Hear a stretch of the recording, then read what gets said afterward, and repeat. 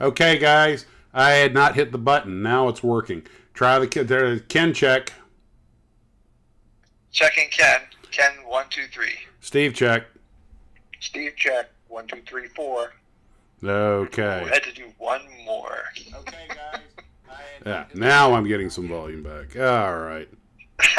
B. Pagan said, "Hey, I made it on time for once." Somebody had to mention Lorenzo. Well, Steve, after I just told you that whole story, the first thing when we go in is they start talking. It's like, I got a feeling we'll be getting to that sometime tonight. Why does it say Max's models when I type something in? I don't know. Oh, you're still logged in from last time, probably. When we did it at your house. Yeah, from the last time you were here. I bet you that's what it is. I was sitting there going, I was like, I don't remember typing that. I was like, I'm getting that age where I'm like, well, it's there. I must have done it. All right, let's kick this pig and get rolling. Herman says, yum, nice chewy Japanese airplane. Yeah, baby. Well, hello, everybody. Welcome to the happiest place on the internet. Another night at Max's Models with Ken and Steve on the line. And tonight, in honor of the late Frank Borman and Ken Mattingly, who both passed for the past week or so, we're going to be talking about space kit models. And behind me right bastards, they killed Kenny. here. Yeah. I have my Eastern Airlines 727 and a bunch of my space models on display. My trusty dusty, I didn't build this wooden Saturn V right here. And I went to the Harvest, got a bunch of my real space kits out. We'll talk about them. So, first off, before we get going, happy Veterans Day. I myself served in the Army, and I know a lot of you guys were in all the various branches. So, thank you for your service. Hope you had a great Veterans Day. I got a rocket just like that. I know, I gave it to you. Slightly in fact, color. in honor of the late Frank Borman, passed at age 95, active till the end, I have my authentic Eastern Airlines highball glass that I got some 20 years ago on eBay, and when you can still find this stuff, this is a real Eastern Airlines highball glass. So here's the Frank and here's the Ken. Oh, and ironically, I'm putting it on my faux TWA doily. So I hope it doesn't explode. Okay. What do you think he said? And I got my little Eastern. I got my little Jimmy Jess Eastern 727 right here. I was thinking glass eye for some reason. I don't know. Huh? Oh. So we'll just put that right there. There we go. Oh, gee, what are you drinking, root beer? Who, me? I assure you, this is my 100 proof cough medicine. It's cough medicine again. I actually learned why they call these a highball glass from Ken. Ken, you want to tell them that little bit of railroad trivia? Highball has to do with the signal. The engineers would call a certain signal a highball. I think it's. I assume it's the red stop or the red or the green go ball that goes up. Which one? What? They used to have a ball that they moved up on down on the string, and the high ball, I think, was they had to stop. So while they were stopped, they would usually be there for that's a semaphore. They would be there for quite some time, and so they would go to a local bar and order highballs because they're stuck there. They couldn't drink too much, so I guess they use little glasses. And that's why they became, apparently, according to Ken, that's how they became known as highball glasses. And that's why there were so many train robbers, abandoned trains. Probably That's why there where were I so got many train eyeball. accidents. That's what I But thought you were saying. anyway, so I spent all day today getting stuff together for this live stream, and boy, did I come across some stuff that I didn't expect. Now, I imagine if you're watching this live stream, there's a reasonably good chance that you were around for at least part of the early space program, and certainly the shuttle. But certainly a lot of us can remember Gemini, and I'm sure a few guys out there can even remember Mercury, and before that. Now, science fiction was always a huge genre, even before World War II, but after World War II, rockets, missiles, and the new buzzword, radiation. You know, that was ammunition for every movie writer out there. So, of course, eventually the kit model companies got onto it. I really couldn't find anything in the way of space models before in the 1950s. But in the 50s, quite a few companies jumped on the bandwagon once we started tossing out missiles. And we're going to go some places I did not expect to go when I started digging around for this. Now, first off, most of the kits that you see right now from Revell, Hawk, Adams, Aurora, Monogram, and Comet would cost you a pretty penny if you found an original today. I mean, one of the actual 1954, 56 ones. And now, I want to make something clear. Today we're talking about real space, although we will touch on sci-fi a little bit. More, not so much sci-fi as what people thought the future was really going to look like. But I'm not sure that Explorer 1B satellite's actually accurate or not, but it looked good enough. It looked period correct. But what kind of surprised me was that Monogram jumped in with first with their little mobile and their Jupiter C and their missile set. I think it came out around 54, and it was one of the first ones. Revell was pretty hot on the heels, and so was Hawk. Of all these kits, the ones that I built, the Adams kits, I think, are the best. The Vanguard that I have, in fact, actually it's a reproduction from Glencoe. In fact, this is my model rocket shelf on top of it's on top of my airplane shelf or cabinet. And because obviously most of the rockets will not fit in the inside, they're too tall. Now, the only one of these that is not a kit is the gray Atlas, Mercury Atlas. That was hand-carved in the Philippines. I bought that. Everything else is a kit. The Mercury-Redstone on the right is a Estes kit. And I think it's Estes' best kit. It's extremely accurate. A glue trooper sent me a stick-on wraparound, which made, so I didn't have to paint it, which really made life a lot easier. But it's a very, very, I think it's Estes' most detailed, historically accurate kit. And it's kind of heavy. Doesn't go that high. I fired it a couple of times, which is why the recovery tower is kind of bent. That's the Atomic City Mercury capsule, which got dropped during the move, which is why its escape tower isn't straight. That's I believe the 1-to-144. I want to say the Monogram Saturn V on the right. There's the Revell First Man on the Moon. Most of these are Revels. The Revell Gemini astronaut. But that Vanguard, which is front and center with the red one, I love it when models come with a gantry. Model rockets come with a gantry, at least a launching pad.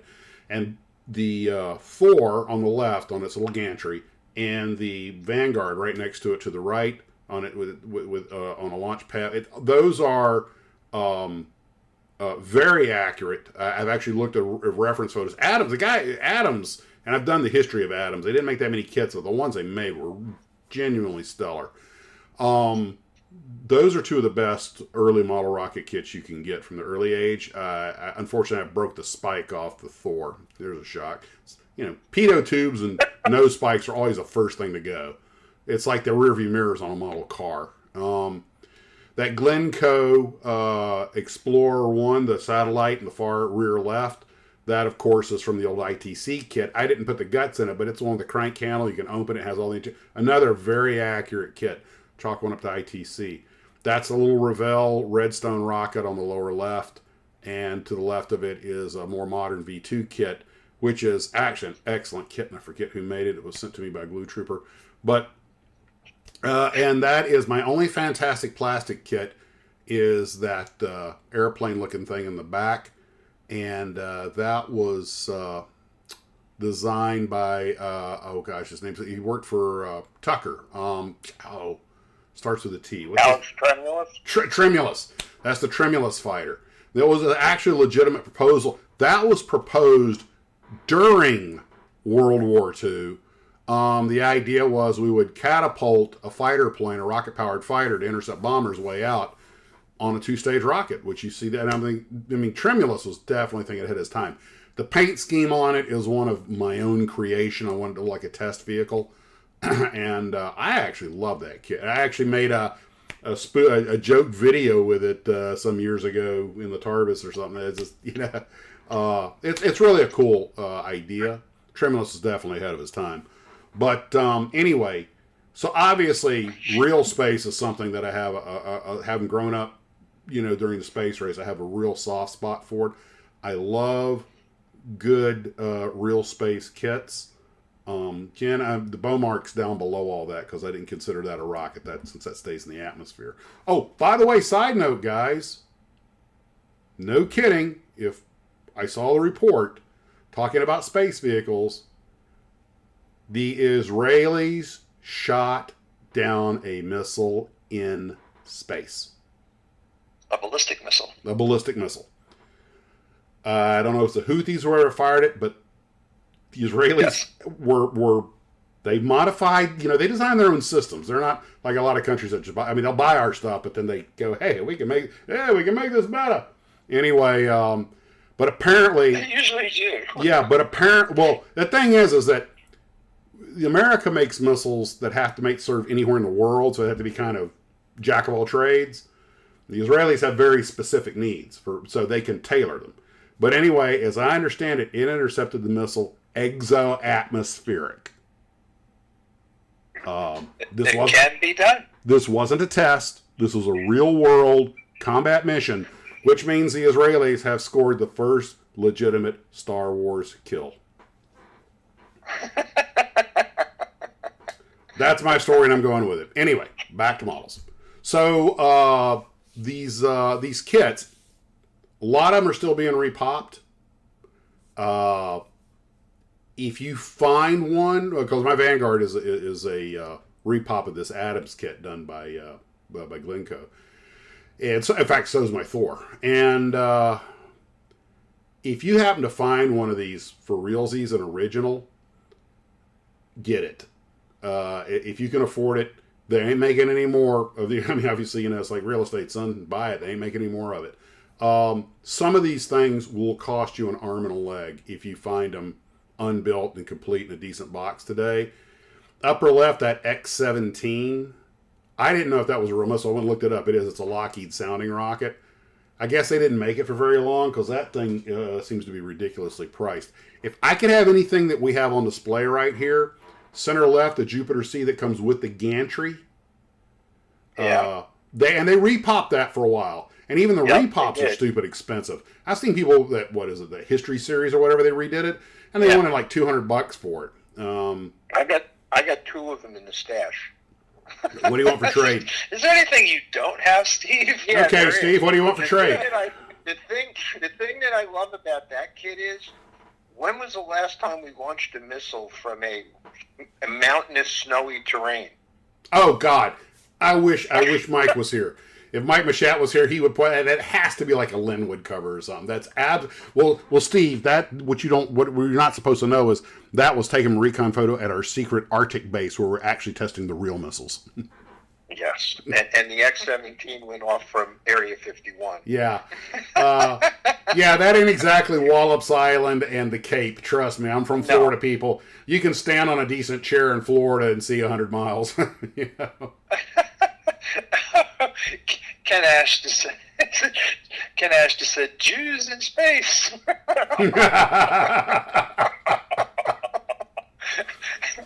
The Israelis have their own version of Saturday Night Live. And when YouTube doesn't pull their videos down, they are hilarious, but oh my God, are they brutal. They let's just say they don't pull any punches. And they love going after the media, don't we all? But yeah, you're right. I didn't think about that, Ken. You know, it really looks cool, but of course, no Jupiter C was ever launched from our secret, you know, mountain hideaway in Montana. But where's Vanguard? The Vanguard, The Vanguard is right in the center under Adams. No. Where's the launch facility? The military launch facility. It was in Cape Canaveral. They were all launched from Canaveral. No, the one out west. Oh, that Vanguard. Oh, you're Vandenberg. Vandenberg. That's what I was thinking. Yeah, they launched missiles from there, but they were in the process of building a shuttle launch facility because the Air Force was going to get its own shuttle, and then I think Congress just said that's just too expensive, and they put a lot of money into it. I think they were mostly done with it. But I do remember that when they finished it, they immediately mothballed it. Yep. I don't even know if they ever completely finished it or not, but yeah, that's sad. There's your tax dollars. They're in a beautiful location out there too. Yeah. But the Comet kits, I've never actually. I don't know if the Comet kits were. I assume they went to Aurora. But Aurora had its own models at the same time. These are all from the 50s, mind you. And if you were to find one of those, you know, what Aurora calls the lunar probe, of course, is the Thor. And they just went, hey, if we can add this, because, you know, they reused missiles, they tasked them for different functions. You know, most of these companies made a Thor. That was like the go-to missile, that and the Redstone. Because Vanguard didn't have a real good record. They only about 20% of them actually ever made it in orbit. That's the one that's famously blows up on the pad. Most of them didn't make it off the pad without exploding. Oh, come on. They made it almost off the pad. Couple of feet. And now one of them just shook itself apart, never left the ground. You guys have probably seen the footage of the Mercury-Redstone. It was before Shepard went up. In fact, it's one of the things that caused the Russians to beat us was they were doing the last test. You've probably seen the footage where the engine starts and it cuts out, and then the parachute, the escape tower fires, and then the parachute pops. Yep. Okay. I read the book Countdown that explained what happened on that one. And what happened was, you have to remember, most of this stuff was electromechanical, right? And the way the rocket determined it had proper acceleration was it had a two-pronged sensor that was plugged into the rocket, and one prong is longer than the other. And when it came undone, because it's still electrical, so it's moving at the speed of electricity, as it unplugged, a little switch on board determined how fast the rocket was going by how quickly one unplugged and then the other unplugged. All right? So the time gap between the short one and the long one coming out of the mount was what told the little sensor how fast the rocket was accelerating, which it interpolated as thrust. If it came out too slowly, then it determined that the rocket wasn't producing enough thrust, and it shut the engine down before it left the pad, or at least really went anywhere. It was a safety feature. Well, unfortunately, they only had about 4 feet of cable, and there was already some tension on it. So as soon as the rocket started to get light on the pad, the first one came out, and then as it moved, and then it said, hey, you know, rocket wasn't really ready to lift off yet.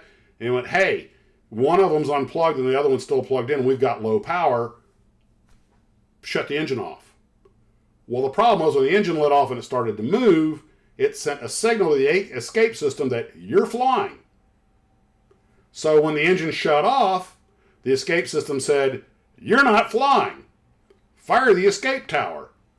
But the escape tower's jettisoning bolts, right, apparently sensed the thing settling back on the pad and said, oh, you know, we've cut our engine out. It's time to blow the bolts so that the launch tower can go away and leave us alone. So the three systems weren't talking to each other. So it goes up. Cable takes too long to come out. It shuts the engine off. One system thinks, holy crap, we got to fire. And the other one thinks, oh, it's time to get rid of the escape tower. So the escape tower takes off. But since that other system thought it was an abort, it goes, oh, the escape tower is gone. Time to fire the parachute.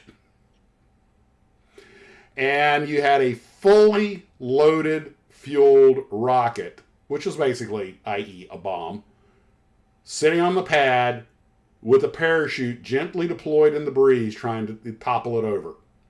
And everybody's like, what happened? And what do we do now? So they eventually somebody went out there and disconnected the parachute. Some very brave soul went out there and disconnected the parachute, and they salvaged the rocket, and they fixed it. And they figured out very quickly what the problem was, so they put like an 11-foot cable on there to make sure the cable unwound as the rocket went up, to make sure it had plenty of speed. Or they added 4 feet to it, something like that. But von Braun, they knew what switch it was. Everything else was working. They had completely diagnosed the problem. Shepard wanted to go up, but von Braun was, no, I want a perfect test before I put a human in there. And in the time it took to get that extra test, because the next test went really great, but in the time it took to get Shepard's flight ready, the Russians went up and the space race was on. All because of a switch cable being too short. You can't make this stuff up. And there I was. And there I was on the pad. So anyway, Steely-eyed Missile Man. So anyway, I would, if somebody said, what do you want for Christmas? I want 2 of each of these. One to put on the shelf and never touch, and one to build. Hawk. 2 of each. Yeah. One to build and one to keep in its box and display beside it. Because my house is slowly turning into a museum. So, anywho, Hawk was actually into this pretty quick in a big way, although Revell was doing more kits. Find one of those original Project Vanguard satellite kits today that hasn't... I love how they have the rocket in the background. That's actually, although not technically super accurate, I mean, it's more accurate than mountains in the back of the Redstone, or the Jupiter Sea. But I was like, that's actually a very inspiring. As a little kid, seeing that would make me want to buy that kit, because seeing the rocket, I think it was a great idea for the box art. And heck, I don't know which way that thing's going. Maybe that is the right angle. I just love the imagination that went behind these things. Hawk didn't always make the best kits, but they often had some of the coolest box art. And I read a Smithsonian article the other day that kind of made me think a little bit about you. It wasn't one of those articles like, is your friend a narcissistic psychopath? Nah, that was week before. Okay. No, this is a different one. No, it was back in the early part of the 19th century. A lot of people would collect what they called curios. Yeah. Weird, strange things, from their travels. They would bring back these really odd things. Yes, Ken, today we call them souvenirs. Skulls, kidneys. Oh God. Yeah, weird stuff. Well, that didn't take long. And they would have parties where they would bring this stuff out and they would show it to their guests. And they would. Yes, Ken, they did that because they didn't really have cool. the carousel slide viewer machines yet. They couldn't go, see the slides from our trip. Yeah, they couldn't do that. Anyway, so it just kind of made me think a little bit about you, because you have kind of a curio thing going on in your place. Oh God, my house is one big curio cabinet. And Steve's really got one going on. Ken, I wouldn't throw too many stones. I've been to your house. I've seen all the stuff you got sitting around. Yeah, well, wouldn't say it was interesting stuff, but I got some a of few it things is. sitting around. But Steve's got us all beat. Yeah. Well, anyway, Big time. these Hawk my kits. wife will be glad to hear that. Yeah, he's going to use that as an excuse, Ken. But these Hawk kits have gotten really expensive, like a lot of old kits. And another group of kits that have gotten pretty pricey are the Atoms and the Aurora and the Comets, because they're just so rare, because they're so old. Again, if you were a kid in the 50s, I would have recommended all the Atoms kits are more expensive. I definitely would recommend them. They're really good kits. Everything fits well. They're well researched. They do tell you that some stuff you have to make yourself, like that piece of netting on the gantry, which is for those cables to fall against, and the cables themselves, all that, it tells you to go scrounge stuff up to make that part. But still, really good kit. I'm very impressed with it. I have it on the shelf. I love it. It's one of my favorites. The Aurora. Kuda Killer says, I've got lots of souvenirs. My wife calls it clutter. One person's hoarder is another person's savior of our culture. Cool stuff. History. And, history. There we go. That's it. I like that one. History. Well, I went looking for some of this stuff on eBay just to see if any was available, and we'll get to that later. But that stuff, people who have it, generally speaking, know what they have. And you can't get the originals for cheap. I actually prefer to build repops. I don't want to build the original because if you got one in the box, like, dude, you're dealing with an artifact. You know, that's like using Pharaoh's toothbrush to brush your teeth. You know, to wipe off your boots. The repops usually have better plastic. Yeah, it's true. That's absolutely true. They're not warped. They go together. You know. We're going to be talking about it in a minute with these kits I have behind me, but we'll get to that. Now, Monogram was also really active back then. The stuff on the left, they were mainly into the missiles. They didn't get into the man stuff until the 60s. But the stuff on the right wasn't fantasy. This is really what they thought. You know, Willie Lay helped them design this stuff. This is really what they thought. You know, and they kind of foresaw the shuttle when you get right down to it. Mm-hmm. And the little space taxi was a perfectly viable given the technology of the day. That it would basically be chunked. It would have been built out of a rocket body. Yeah, there we go. Okay. Audie Watkins says, "Is there actually a line between collecting and hoarding?" Yes, but it's a very fine one. I think the difference between when it takes over your entire home.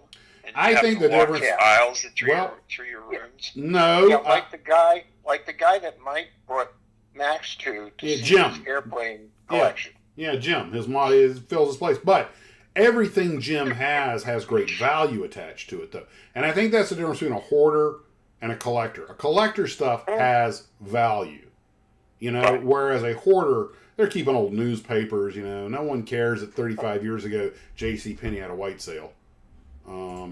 But I have these kits. Yes, I've had repops of them, but I remember my brother having some of the originals. And that Space Missiles, they use that same box art for 20 years. Because I had a space taxi model once. It exploded nicely. I actually still have one out in the TARDIS, only I didn't have any white paint, so it's light blue. Yeah, like you do, you know. That was the B model. Yeah. Speaking of paint colors, we're going to be talking about that later. But in the 60s, once we had started putting men into space, all of a sudden everybody got in the act. What surprised me was the only thing Monogram added was a Saturn V. It was Revell that was doing the lunar modules and the big 3-foot rock, that 196 scale. And of course they repurposed it. They had a 196 scale lunar module and command module, you know. But then they say, hey, as long as I got that, we'll just make the rocket to go with it. And if I'm not mistaken, the first stage was like a big sheet of plastic that you rolled. Hordes have dead cats in them. What I was not surprising, if you look on the right side of this display, what I was not expecting was how big the Japanese got into this. They were making way more models than the Americans were, and we were the ones going to, probably because we were going to space, we were busy with other things. But what I love is they had, hold on, let me expand this a little bit. Okay, the Japanese, Aoshima got into it huge. And, what?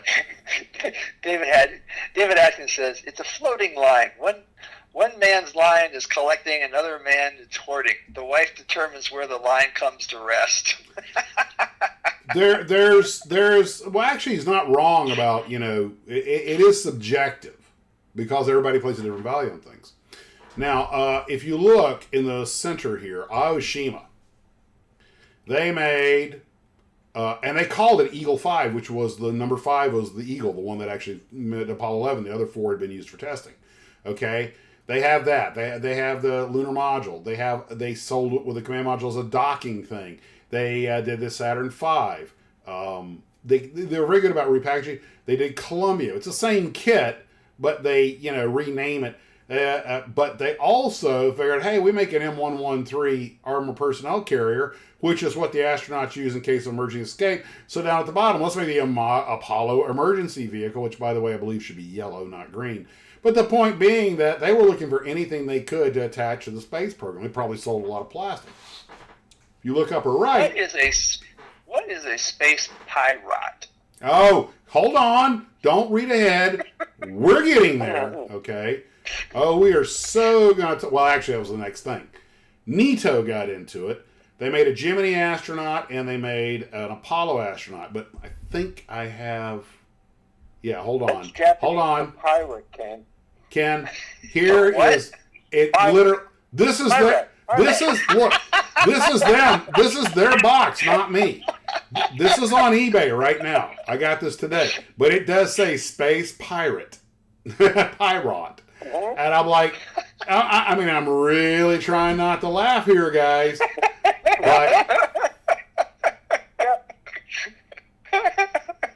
But it are what it are. And since you brought that up, Ken, there's one picture I forgot to download, which I have right here. Let me run and get it. Because since we're talking about the Space Pirate, oh God, I'm going to get so much trouble for that. Hold on, where is it? I put a slide together that, here we go. Guys, if you want to get the Space Pirate, you better be willing to shell out about $1,700. No way. I kid thus not. That is on eBay as we speak. That's where I got the pictures. The vintage NITO model Space Pirate, new in box. $1,720. That's insane. That, Ken, is what they call rarity. Okay, that's what he's asking. What are they getting? I haven't the foggiest notion. And I have no idea. I don't remember if there were any bids on it. I don't think so. But I didn't see there's a buy it now. That's the buy it now price. Of course, you can make an offer, but I can easily see people paying $200, $300, $400 just for the rarity. And here, let me go back to the other pictures and show you that this thing is in fact complete. Hold on, transform. Scroll up on this eBay shot to the one above it. Oh, we're gonna get to that. Don't worry, we're gonna get to that. That's coming in a bit. But the Pirate is a complete, full kit. And it looks like it's still in the plastic. Every time he says that, he makes me smile. I mean, I know I'm going to get a strike for this, but look, that's what it says, okay? I love the Japanese. I'm not trying to... I know. That's what makes it so hilarious. I cannot sit here with a straight face. I cannot sit here with a straight face and say I'm not poking fun at them, but I'm not poking fun at them. But I am, but it's like this joke writes itself. But this is funny on so many levels. The innocence of it, I guess. But anyway. So. Paul says, I'm going to hell for this. Oh, it doesn't have something to do with the way the Japanese pronounce the English L. I'm in so much trouble. But I've got all these pictures lined up, so we're coming back to this. I only jumped ahead because you guys were talking about that. So, Revell in the 1960s. Okay, come on, guys. I rehearsed this earlier. Let me get through this, and then we'll play.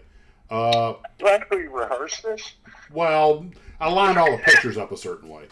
Now, actually, I'm really proud of him because every time I throw him a tangent out there, he comes right back to what he was talking about before. Thank you. I've been practicing. Squirrel. He's only had one beverage so far. That's true. Hold on. Since you brought that particular point up, I pre-measured it ahead of time so I could only have so much. So, and that was it. We're only going to get so much silliness tonight, huh? Well, I got things to do tomorrow, so. Lance Revell says, as the history guy says, don't all good stories involve pirates? Oh my God! I can't believe I didn't think of that. Okay, hold on. No. I am not letting that one go. Hold on. Don't all good stories involve? Hold on. Wait for it. Pirates. You guys aren't getting this in real time. It's about a 13-second delay, but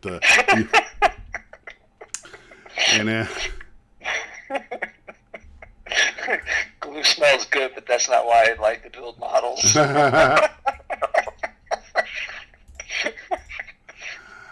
Don't all good stories involve pirates? Now, okay. Look, if I'm going down in flames, I'm going all the way. Don't all good stories. For space astronaut. Don't all good stories start with pirates. Oh, yeah, I'm in trouble. Okay. Now. And I wonder if when they go to Disneyland, they visit Peruvian. Well, that's Dreamberry just said that. Look, Pirates of the Caribbean. You're the one that's been to Japan, Steve. So, anyway, so what I was getting at before we got sailed off target here was that Revell was making probably more stuff than anybody else in the 60s. Everything. Okay, what are you snickering? Every time Ken laughs like that, I'm like, uh-oh, what? Han Solo was a space pirate. Han Solo was a space pirate. Okay. So was Malcolm Reynolds, by the way. You're going to regret showing that kid all night. I'll never apologize for that. That was the best part of the show. So, It's Revell. not pirates. It's pirate as in airplane pirate. Which, by the way, Max is going to go to work saying, I am an art pirate. hello. Yeah, Max, HR wants to have a word. Oh, by the way, real quick, you will notice the center right, you have the Everything is Go kit. I have a repop of that right here. I had this once before and was going to build it, but somebody bought it from me before I did. But what I was shocked was, because I didn't realize when I bought the kit, was the scale. The capsule is this tiny little thing about that big, because it's all set up with a gantry and everything. But I love when models come with that. So I just haven't had it. This is the Atlantis repop. I haven't had a chance to get to it, but this is something I've been wanting to do for a while. I'm very happy that they did it that way. I'm going to put that over here. Now, I was just mentioning that Monogram did all this stuff. They did Vostok, Gemini. I mean, if it flew, God bless them, Revell was pretty much making a kit out of it. Monogram, on the other hand, they really didn't add anything. I mean, they reboxed them. They didn't make their lunar lander until 1970, 6 months after. Which brings up something. Where you will notice what is not on this Revell list. You don't see the man on the moon, the Neil Armstrong model. They didn't make that until 1970. There's some of the other stuff from the late 50s. No, but the astronaut on the moon,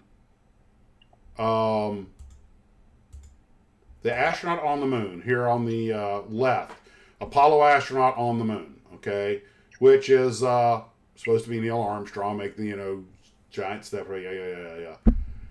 That came out in 1970 from Revell, and all these others. Now the Gemini astronaut had been out a little while, but what I was shocked to learn was and Steve, this is something I was going to bring up with you. It's like they should have had that on the shelves before Neil walked. But then I realized, first off, we hadn't landed on the moon yet. It wasn't a certain thing. And also, some people may have thought they were jinxing it. I know that sounds silly and superstitious, but I'll bet that thought went through their mind. No. They would have held it back until it actually happened, because if they let it out and it went bad, that would have been worse. That makes sense. So they probably cut the mold in '69, but didn't produce. And they probably ran some, but didn't. But you were telling me about the cycle on kit models, how they, the year it takes and everything. Since it came out in 70, that means it had to have been in the 69 catalog. But I think you're right, they probably didn't make it available until they made the landing. Yeah. So it couldn't hit the shelves before If they would have 1970. shipped it and then something happened, it would have been really bad. Okay, that I figured it was something along those lines. Okay. Because this stuff didn't come out until 70. So there you go. Now, Marui, only made 3 space kits. They made them in 69 through 70, 73. They're their own molds. Now, for those who don't know, Marui is really more known for, they're still in business to this day. They're really more known for radio control stuff and making components. But they did put out a small number of kits, mostly cars. I don't know how many people out there are familiar with Marui. But what Marui made that I almost dropped $800 on, but I got talked down from it. They make 2 about 20-something inch tall, 30-inch tall radio controlled 6-channel Godzillas. One from the original movie and one, I think, from around 2000. And I was going to get the original, but the daggum things are like... How did you not buy that? Because they're like $2,000. Somebody had one. Somebody was selling one for $600 or $800 because the back had gotten ripped. There, and I was like, hold on, now I got to go look it up. I mean, wow, you showed tremendous restraint in not getting that. Because I wasn't single at the time. I was over in Hong Kong in like 87, 6. Uh-huh. And they had one, and it was $750. And that's in Hong Kong. I would buy the store every day for a month and look in that window and look in that window and look in that window. A couple of times I grabbed the door handle, and then I said, no, I'd have to find another place to live if I ever brought that home. Hold on, yeah, it's still out there too. Let me just pull this in here. It would have been worth it just to scare the dog with it. This might be too small. I don't know. It's fun to chase cats with those, too. That was kind of my plan. Okay. Oh, yeah, that's not a real big picture. Anyway, it's a little grainy, but it comes with a 6-channel RC, and there it is with the robot. I mean, you got to admit, I understand why it costs what it costs, because in a few seconds, you guys are going to see the picture. The robotics inside are impressive. And the thing is, the rubber skin, you could puppeteer it and everything. I mean, this is really an impressive piece of hardware. Now, that's the second version. It's not the original. I maybe it's just a thing for the classics. I just kind of like the original one better. Come on, find a bigger picture. Now, if it had the nuclear death ray coming out of his mouth, you definitely should have bought it. Well, can we have a home building project then? You could have lent it to the police department in most urban inner cities then. The thing is, it does walk, but it doesn't really go anywhere. It kind of steps up and down. I want the thing to be able to walk forward because you know what I want to do with it because you were involved in the last one. I want to make movies with it. Oh, heck yeah. Heck yeah. It's a whole lot better than putting a suit on. Yeah, and Ken, you're really going to sweat a lot if I have to build a suit.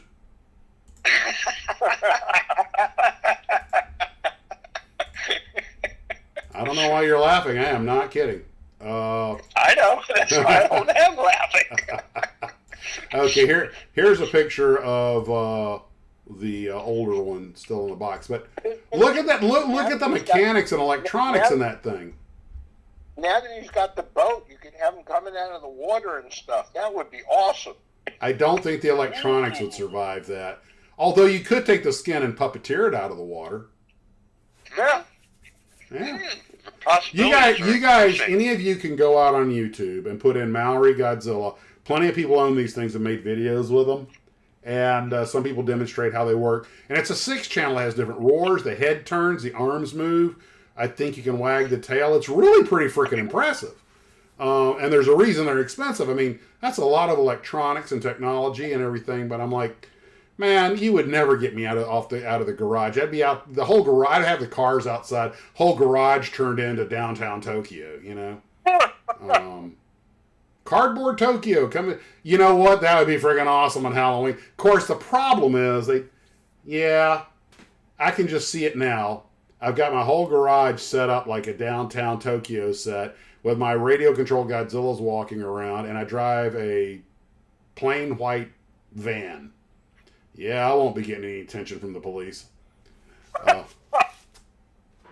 You allowed within 200 yards. When I brought that thing home, that was the first thing. You allowed within 200 yards of the school with that?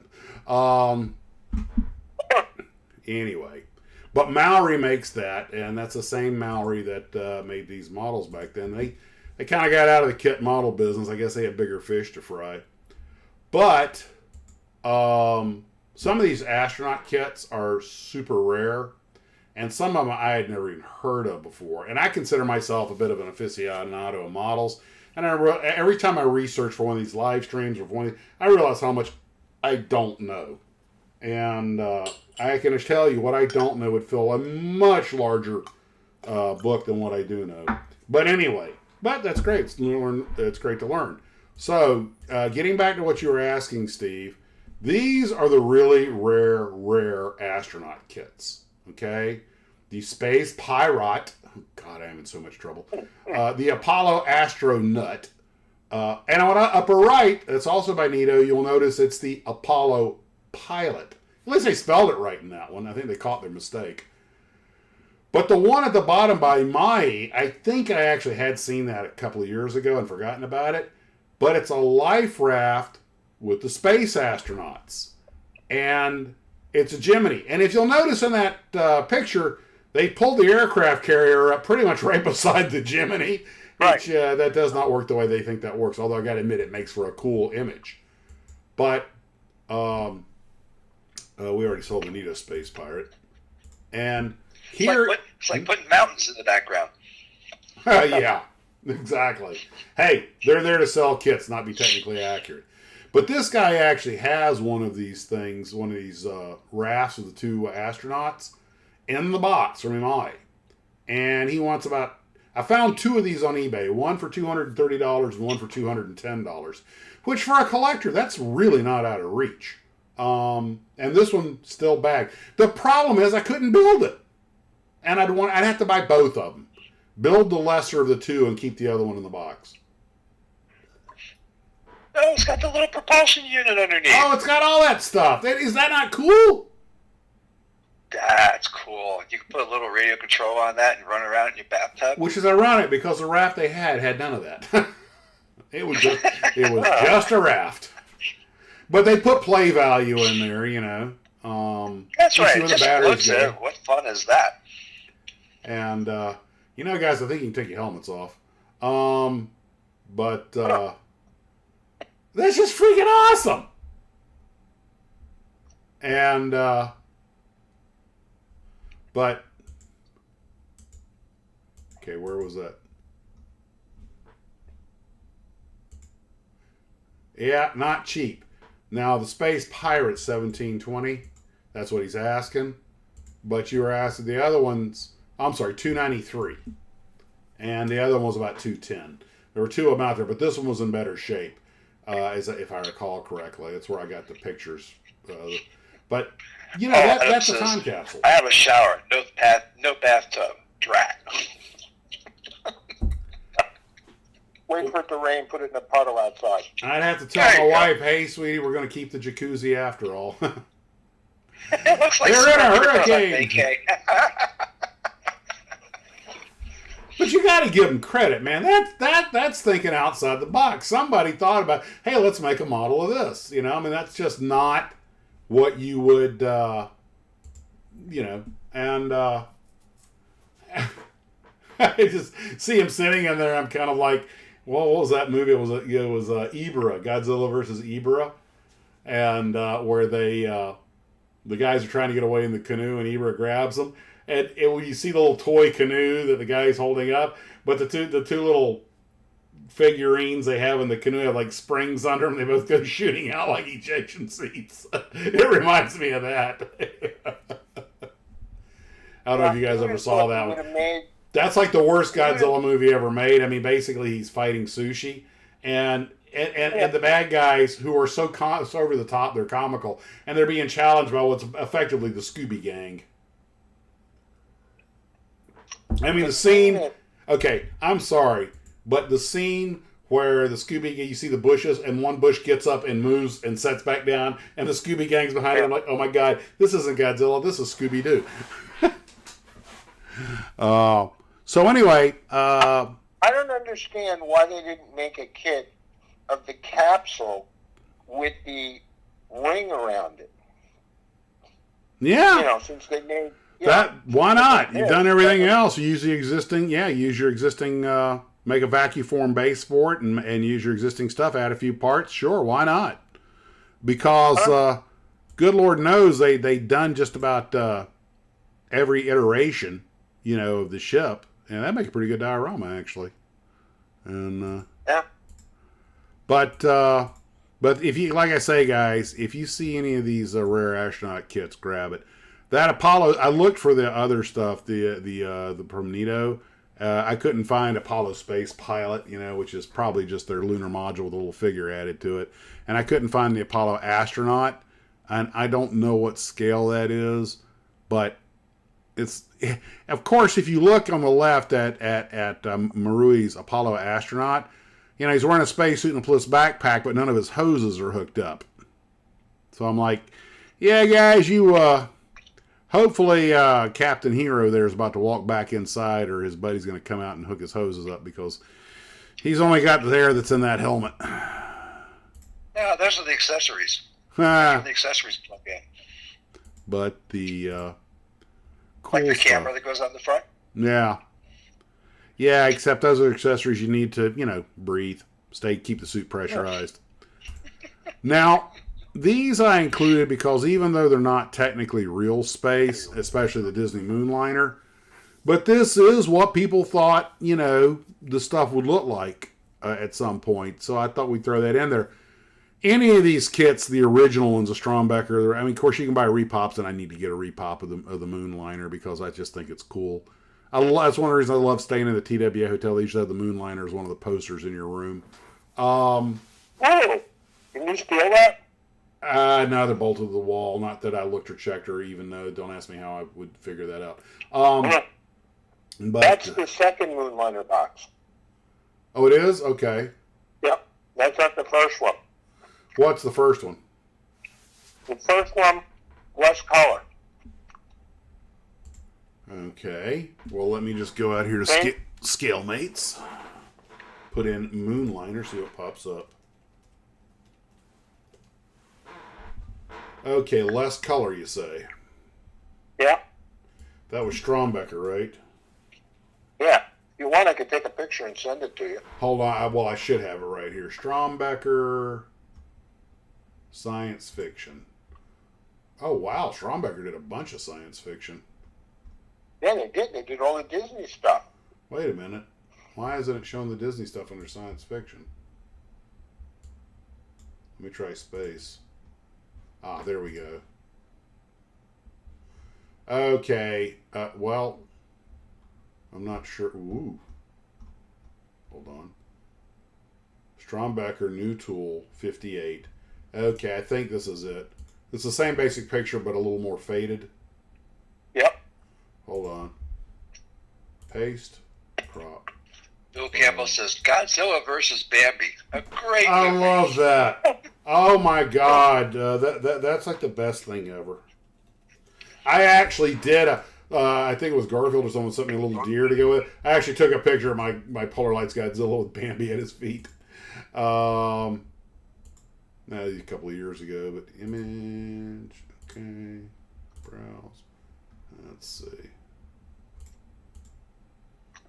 Strombecker. There it is. Okay, Steve, you should see this in about 20 seconds. For that kit being as old as it is, the repop is really good. And there's no flash. All the parts are pretty crisp. Yeah, I need to get one. The thing That's is, interesting. What I Michael found, says the Moonliner was built by Douglas Aircraft. That is correct. Aircraft structures for Disney. Yep. That's amazing. Yep, and the one then Yep. then they got rid of the full size one and put up one that was scaled down, like 60% scale. But the thing there are, if you go out on YouTube and put in like Disney Moonliner, so TW Moonliner, a couple of people have made different animations using CGI showing like a full mission flown in the thing that are really quite good. First, what happened was TWA sponsored it. Douglas built it.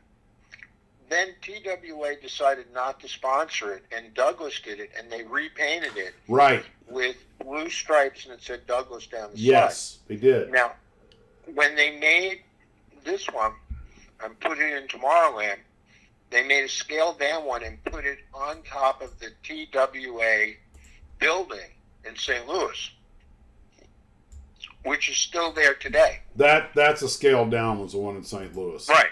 Yes, that's what I was thinking of. What always amazed me was, and you guys go out online and find the picture, was LA Airways, which was a helicopter airline, flew a Chickasaw, an H-19, from LAX to the heliport at Disney, which is right next to Tomorrowland, which is the perfect place to put it. And this was, 1960, 61, something like that? When did Disneyland open? I know Disney World opened in 70. Walt didn't see 55. it. Okay. So, say late 50s. You could get off, let's say it's 1959, and you fly from New York to LA on, let's say, a United DC-8 or TWA, 707. You fly on a jet and you cross the country in 6 hours from the East Coast to the West Coast. You get off the plane. Of course, there's no security back then. You walk out, give them your little ticket, get on a helicopter, then fly and land at Tomorrowland in Disneyland, all right, where there's a moon rocket waiting on you, a full-size moon rocket waiting on you. It's no wonder that kids of that generation thought America thought it could do anything. And it's the world that should have been. But Well, if you look at all the kids that you were showing, and then take into account all the X-Plane kits that were made, all the jet kits that were made, this is what you saw every day. You read about in the newspapers. You saw it on television, which was a relatively new thing. You saw it in newsreels when you went to the movies. This was your world. And you could have it in a small little kit in your hand and build it. That's one of the reasons why the kit business was as big as it was back tell me we did not grow up in the greatest time in history to be a kid. Without a doubt, there is no argument. We had food, air conditioning, running water, indoor plumbing, television, electronic communications, telephones, automobiles, jet airplanes, spaceships, and a future that was so bright we had to wear shades. Yeah. And somehow we screwed it up. And by the way, I still want to know, where in the hell is my jetpack? I remember going to the World's Fair in '64 in New York, and they had video phones. Well, that one came to pass. Yeah. I'm still waiting for my flying car. Yeah. And cool Kraut. The Kraut brings up something also. You could tell what kind of car it was 3 blocks away. Cars That's right. had style. I honestly don't believe we have ever beaten the 60s for the look of cars. No. 50s. They were very stylistic and future looking. They were aviation and space influenced. Fins, baby, fins. Fins, baby, tail fins forever. You never know when you have to set a land speed record. You might need that stability. Anyway. So, we are going to... Never saw that picture of the box. Oh, no, yeah, it's right. Oh, I just had it up. Hold on. Right there. You'll see in about 12 seconds. That's the original box, the dulled colors. At least, I believe that's correct. kind of reminds you a little bit of that very first Futurama episode when Fry was on the delivery ship, and he said, "We're going to the moon." Oh, wow, we're going to the moon. Okay, I'm going to count down. By the time he's done counting down, they were already there. Yeah. Yeah, I do miss the countdowns. You see it, Steve? Nope, I just see the second one. Don't see the first one. But Hold on. I'm looking at the history line on ScaleMates. Hold on. Full history. It's showing that as a 1958 box. The next one, I see the one you're talking about. It's showing this as the 1959 box of the dull colors. Hold on. Paste, crop, file, save as. Okay, hold on. We can start an argument. I would like to have an argument. Okay, plus image browse. Here it is. Chris Page said, same old. Live stream boring. Sorry, Chris. Tune in. We do the best we topic, can. Different live stream, Max rambling, blah, blah, blah. Yeah, that's our raison d'etre. Okay, Steve, in a few seconds you'll see the other one. Now, according to ScaleMates, the one on the left, that is what a live stream is people rambling. The one on the left, it says, is 1958. The one on the right, it says, is 1959. Now, not that ScaleMates never made a mistake. That's the original box. That's the original box. Okay. Yep. One on the right is the original box. Okay. And then the one on the left. Now, the one on the right. The silver one. Right. I have that. I traded a Revell space station model with Andy Yankus for that. Huh. Well, those are both pretty rare kits, so. In 1975. Ah! We did it on the steps of the New York City Public Library on Fifth Avenue. Okay. That's where the deal was made. The deal was made in Denmark on a dark and stormy day. Now, on to some, we'll loop back to this if you guys want, but on to a couple of other things. I had a little issue today, and by little I mean it not so little. I'm working on the Arizona. And I thought I was going to say the laxative kicked in. No. I went and got the correct paint, which is, according to their scale guide, is Vallejo 898, dark sea blue. And first I used these ball bearings and agitators, but wound up using the stirrer also. And by the way, you need to do about a 1-to-1, a 50-50 mix with that Vallejo airbrush thinner with the Vallejo paints to get it to flow properly through the airbrush. But I sprayed the model like this has an awfully green tint to it, and I triple checked. I have the exact correct paint, but it does not look anything like the painting instructions. And so we are clear. I have quadruple, centuple checked. 898 dark sea blue, Vallejo model color acrylic colors. This is the one that it says you're supposed to use. And in just a second here, you will see the actual paint chart that comes with the model. Right there it is. Vallejo 898, navy, which they call navy blue. But that just don't match. And this calls it dark sea blue. And the other one calls it navy blue, but it's 898. And I saw on a Reddit thing, a bunch of people were saying, yeah, I'm not using that color, it doesn't work right. So I'm not 100% sure what to do next, if I should, I don't think this color, pardon the pun, but I don't think this color's going to fly. And I put this over Mr. Surfacer, so it was a primed and prepped surface and cleaned and everything else. So I guess I'm just going to have to go find myself a paint that looks, just maybe eyeball it. Unless I... Nathan? Nathan brings up an interesting point. He says, What's that? honest to God, nobody really knows what color the Arizona was in her last days. She was in the process of being repainted when she was sunk. Well, something about a green battleship just doesn't do it for me. I mean, and this color's pretty honest. I mean, it's freaking green. And I went to the Vallejo color, to their whole online thing of all their colors, and I checked it, and this is the color that 898 is supposed to be. It's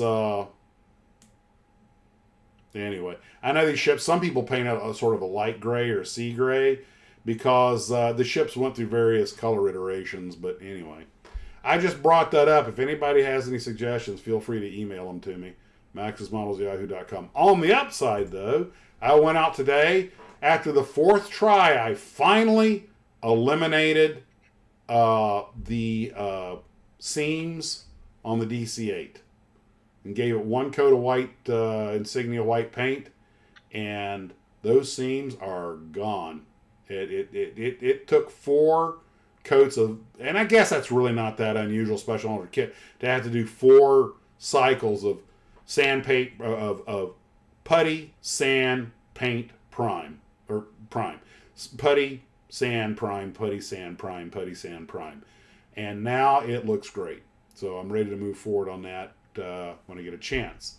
Also, in good news, the A4 seriously thin wings.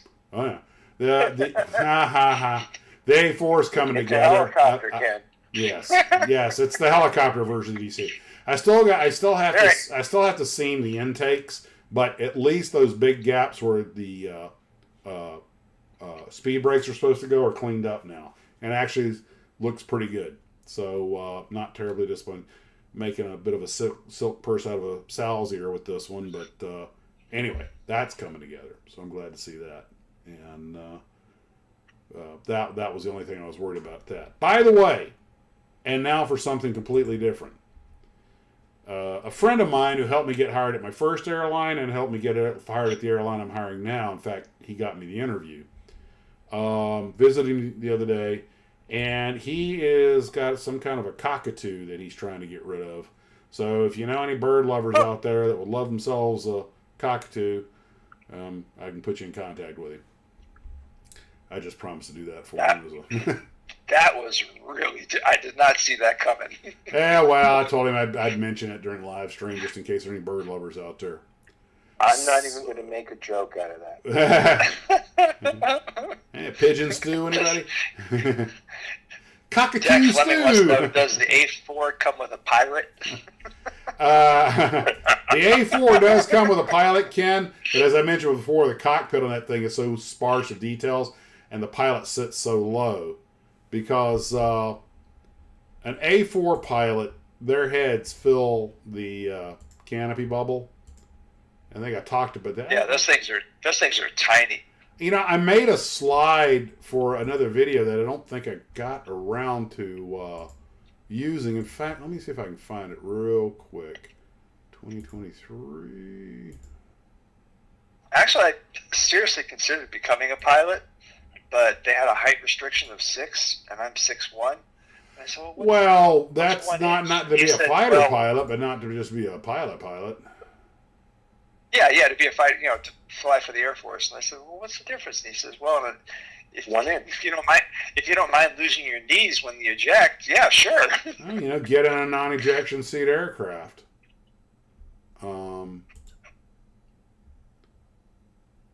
Well, I made a slide about showing how the A4 pilots were, how their head filled it, and I don't know if I think I did use it on one of the videos, but I can't find it now. That's odd. But anyway, it just showed that the pilots' heads just filled. And I've been in an A4 cockpit. My God, those things are tight. How did you get in an A4 cockpit? It was it was a simulator, I think, at I forget what museum I was at, but it was the A4 simulator, and I got in it. And I mean, sitting in a thing, I was like, dear God, I could barely fit in this thing, and I'm in street clothes. Never mind all the flying gear. And They were like, yeah, they have a notoriously tight cockpit. I'm like, how do they reach these switches with the canopy shut? And he was like, well, generally speaking, they learn to do it by braille. They just learn how to reach So Helen back. Keller got her wings? Yeah. They just learn how to reach back and feel for the switches. And of course, you fly something long enough, you get to know your way around it. And here's a news flash. mm, The Air and Space Museum in McMinnville. mm-hmm. McMinnville, Oregon. Okay. They got an F-117. Huh. Huh. Yes. Tonight is the unveiling ceremony. Wow. So Congressman must have got that for his district. I reckon so. I'm not quite sure how they pulled that off, because it's probably just a carcass of one that is beyond. Because Nope. they had them pickled, and my understanding they dragged them out once in a while and ran them up just in case. But those things are getting pretty long in the tooth. No, this is a whole one. Well, yeah, we don't know if it has engines in it. Oh, there it is. Found it. Here, found it. Okay. Wow. There you can see how tight an A4 cockpit is. So when they pull the air brakes. So when they pull the cover off the stealth fighter, does it disappear? Yeah. But you can. I mean, look at this guy trying to get in the thing. I mean, it's like, okay, first you shoehorn in the right leg, then you shoehorn in the left leg. I think I'll leave the parachute behind. And Who needs a parachute? no Real one's men gonna don't shoot it. fly with But parachutes. the lower left is an in-flight photo of one, taken by another airplane, and you can see his head's right up against the canopy bubble. And the guys I know, they call it the scooter, and the guys I know who have flown it absolutely love it. I mean, it's you fly the airplane almost by instinct, and it's a pretty simple machine. The guys just love it. I think it's one of the easier jets to get on the carrier because it's so small and light. And How would you ever eject out of that without losing your knees? well, that's how John McCain got both of his arms shattered. They blew a wing off his plane. He ejected while it was spinning, and he broke both of his arms. And I met McCain. I flew him around for 3 days. He's a typical A4 pilot, about 5'7" or something, But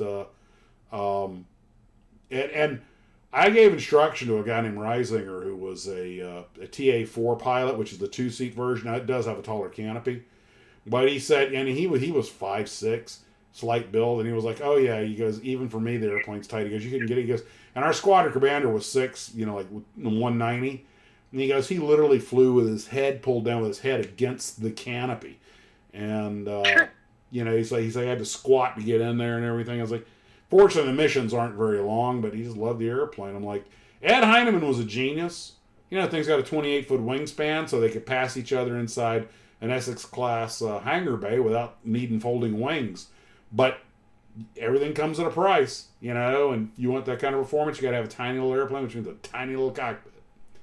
And I sat in that thing. The back of my head was at the middle of the top of the ejection seat. I couldn't close the canopy even without a helmet on. And but like they say, you don't get in an A4, you strap it on. I've been in go-karts that had more room. So So they only make the short pilots fly that? Yeah. Well, let's just say you got to be able to fit in it. So, okay. That was everything I had prepped. We're 69 minutes in. We will be... What about the other space kits from Revell, like from the late 50s? Let's see. I got Revell late 50s right here. Let's see. Revell did the X-17, which good luck finding one. And No, I mean the ones that weren't on your slide presentation. Well, these were all the ones I could find in the time that I had. But I only went with real space, not with science fiction. Oh, okay. Well, because they had the XSL-01. You see, those are all kind of, I thought about including those because I know you love that kit, and it's a great kit, but it wasn't a rocket that ever actually, I was dealing with real space. And, which, by the way, there is, I think, in Tallahassee, a company called Real Space, and they do a lot of resin stuff, and they do the Agena boosters and everything, and a lot of cool stuff. And I've seen pictures of them, and they really look great when they're done. But the Mercury want to know what brand the A4 kit was. That is Ace Hobby, and it's not a great kit. It's not the worst kit ever made, but unless you plan to make it gear down with the speed brakes deployed, you're going to be fighting with a lot of... Actually, the gear doors actually fit fairly well. The real problem was the speed brakes. They're too thick to put them in closed. You have to display them open or do like I did, either cut some sheet styrene. In my case, I puttied in, and it was a lot of putty. I put it in the air and sanded it down because I didn't want the speed brakes deployed. And the cockpit's abysmal. I mean, absolutely abysmal. It's virtually no detail. The character in there's too small. He didn't sit in the right place. But, I mean, it's... I'm probably griping about the kit a little too much. A little, enough putty, enough sanding. You can make a nice kit out of it. But I'm sure there are better kits out there. But I say that having not built any other Skyhawk kits to compare them to. So maybe not. But it's Ace Hobby, and I think it's their own mold. I do not believe it was a repop. So show us some of your kits you got behind there. Yes. All right. Now, I meant to get into... Thank you, Ken. I forgot I meant to get into these. These are from Horizon Models in Australia. I saved his butt again. Now, now, fair notice, they gifted me 3 of these kits so that I would talk about them on the show, and I built the green Redstone right there. That kit is one of the easiest kits I've ever built. Everything fits. These kits, it's all modern molds, new molds. I'm looking forward to doing the rest of these. I just hadn't gotten around to them. You can build these kits very quickly. It's obviously detailing and decaling that takes the time. They give you all these different options. Even that one. I went with the olive drab army green early version, but it had the parts to make different versions of the Redstone. So you have a lot of parts left over. I'm not sure which one of the Atlases I'll do, but and they also say the Mercury-Redstone, and I know which one of this I'm going to do. And these kits are excellent. At least the one I built, and I've heard nothing but good things from people about them. I think it's great that they give you all these different options. Beautiful box art, and everything fit like a glove. The scale's right. You can detail them out a little extra if you want. I have nothing but good things to say about Horizon Models, and they're a new company, so they're working really hard to make a good product. I think you guys will be, if you're into, I think you'll be very happy with those. Now this one is a question mark. This was sent to me by a glue trooper, and this says the Good Smile Company, 1 to 150 scale Soyuz. Russian stuff, it's hard to get good kits of. So I'm very excited about the opportunity to build this at some point. Judging by what I see on back, it's got all the detail you need. In fact, let me just open this up. Tom Fox says, at-risk kit looks fun. Are we done with the Y thing yet? The R thing yet? Okay, right off the top, one thing I can tell you is the Soyuz is smaller than I thought. Okay, there's a... it's not a huge kit, but it's got a ton of parts. Gee. It's probably what the U.S. astronaut thought when he first walked up to it too. Man. Okay. It looks like it has the gantry and everything. Remember I said I like the gantries and stuff? So this is a lot more than just a rocket. This is actually, well, yeah, it shows right there on the box.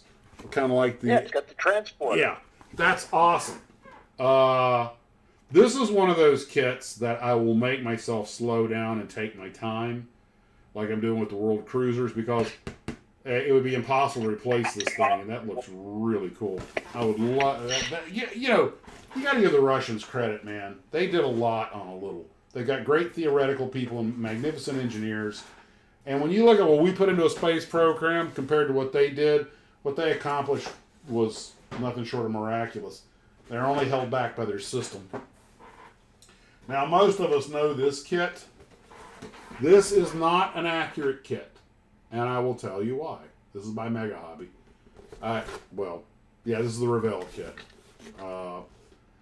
I will tell you why the waffle pattern is wrong on this kit. Apparently, when Revell wanted to make the model, I don't even know if a manned Gemini mission had gone up yet. So what they did was they used the mock-up, the McDonnell Douglas mock-up. So this is an accurate representation of the factory mock-up. But the mock-up wasn't exactly the same. There are a couple of things that are missing, like the movable waffle pattern that goes at the base of the hatch. When they open the hatch, you can see it. I actually saw this because when I was building mine, I went to the Air and Space Museum, and where they had a Gemini on display. And I started looking real close, and I was like, wait a minute, the hatch is open, but at the base of the hatch is this strip of this titanium waffle, and it like pops out and it's separate. And of course, when you close it, it seals the gap because, re-entry, you cannot have any gap. And mock-up didn't have that. And I can't. This is, God, talk about being a rivet counter. I actually started counting the number of waffles and everything. I'm like, 1, 2, 3, 4, 5, 6, yeah. And 1, 2, 3, 4. Oh, this is wrong. We're off by 1 waffle. And there are guys who accurize them, and it's a lot of work. And that'll probably never get appreciated. One other thing, the Geminis had 2 basically different paint schemes. This is a later one. If you look at your Geminis, now by the way, real quick, obviously the black area is the actual capsule. The white area with those is more like a service module. The early ones had black stripes on these. It was thermal tape. It wasn't just paint. And the idea was that it transferred heat away from the body of the rocket. Eventually they realized they didn't need it, so they replaced it with these little black patches. Makes it much easier to make. And the worst part is there's 2 sections, the upper ring and the lower ring, which you can see right here.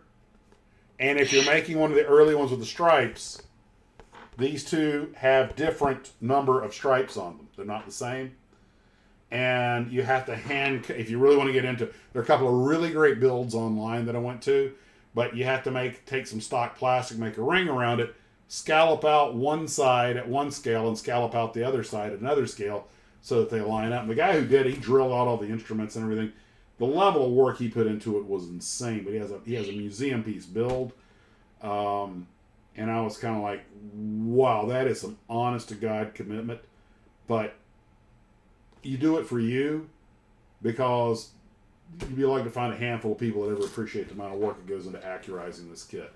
That being said, it's an easy to build kit, but it's one of the things is this right here. Okay, this bump right there. Let's see if I can. Here we go. It's this. Okay, get where I can see what I'm doing. It's this bump right here. That's a fairing. That should be gone when it's in space. That was a horizon sensor. And if you look at photos of the Gemini, you'll see on the left side, this looks like 2 copper pipes sticking out. There's like flanges with 2 copper pipes up and down between them. They're covered by that shroud, which of course the mock-up had covered, so that's the way they made it. But on the launch pad, that would be correct. But in space, that should be gone. Those 2 things sense the light on the horizon and help with the attitude indicator, if I'm not mistaken. Talk about getting into the weeds. And this is an oldie but a classic that's been popped and re-popped for years. And I actually bought this one a long time. I've been meaning to build it. But it's this is actually AMT Erdl, which I'm not sure, but I think it's a borrowed mold from Revell or Monogram. But it's their man in space program. And, of course, all the 5-man programs prior to the shuttle. Mercury-Redstone, Mercury-Atlas, Gemini, Titan, the Saturn 4 and the Saturn 5. I'm sorry, Saturn 1B and the Saturn 5. I haven't built it, so they're not real big because all 5 of them are in here. Probably pretty easy to build, but a lot of decal, a lot of paint work to get it right. But those, did the screen? Oh no, okay. For the all locked up, that's just the lag. But anyway,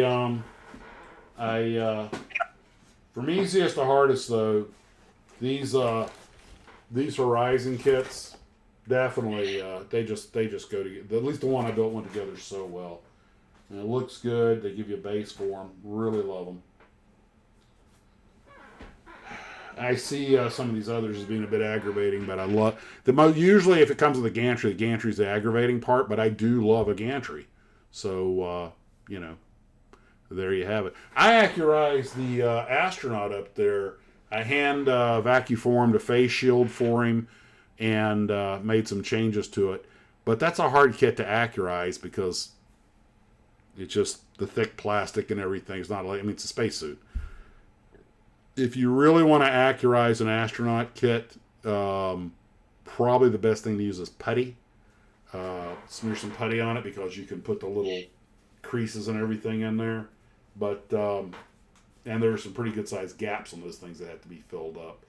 Figure kits, these 1/8 scale figure kits can be harder to do because it's just they make these kind of low detail components, and when you look at the actual photograph, you realize these guys have straps hanging loose and stuff like that. You're like, okay, I got to cut some real thin strip plastic and make it dangle like that and stuff like. And if you try to paint the detail that's on there, it looks just like what it is, painted, molded detail. It doesn't really have a natural look to it. Where's your Mercury capsule? Where is it? Yeah, I thought you'd had that on display in there too. I thought about it, Kim, but the last time I picked it up is when we were moving, and that's when it hit the floor and smashed. So I started realizing if I get up on the step stool and start grabbing, because I did grab some of them because they're up there right now.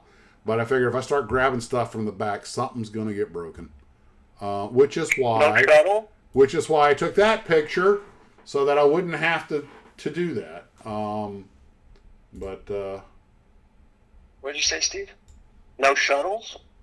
No, I do not have a kit model of the shuttle. Can you believe that? And no dinosaur? No dinosaur either. And I want to add all that stuff to the collection. Those kind of things that go on. The shuttle would probably go up. Well, I don't know. Good Lord, I don't know where I'd put the shuttle if I had it. That would have to go inside the glass or something.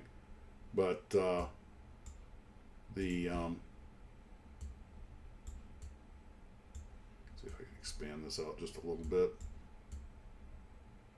There we go. See them a little bit better. But you can see the Vanguard there with the little launch apparatus and everything. I love it when they add that. It just adds character to it. And even though the Thor and the Atlas had similar launching pads, they're not the same. They have a lot of rocket-specific equipment on them, and I like that Adams put that kind of detail in there.